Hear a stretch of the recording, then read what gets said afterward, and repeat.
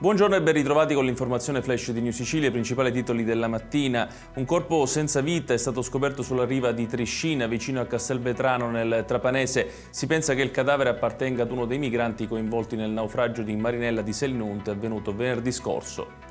Sono finiti gli arresti domiciliari, il direttore tecnico e quello di cantiere della società che si sta occupando del restyling della stazione marittima del porto di Palermo. I due sono indagati per il reato di estorsione.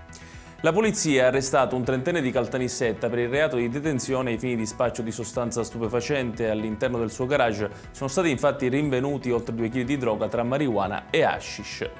I carabinieri del comando provinciale di Palermo hanno posto ai domiciliari 2 uomini di 27 e 40 anni. Il primo avrebbe perseguitato il nuovo compagno dell'ex fidanzata, mentre il secondo ha violato il divieto di avvicinamento all'ex moglie, vittima in passato di maltrattamenti. Il fiume Naro di Agrigento è diventato scuro a causa degli scarichi dei frantoi oleari della zona. A denunciare quanto accaduto è l'associazione Mare Amico, che sottolinea come queste acque siano più inquinanti degli scarichi fognari.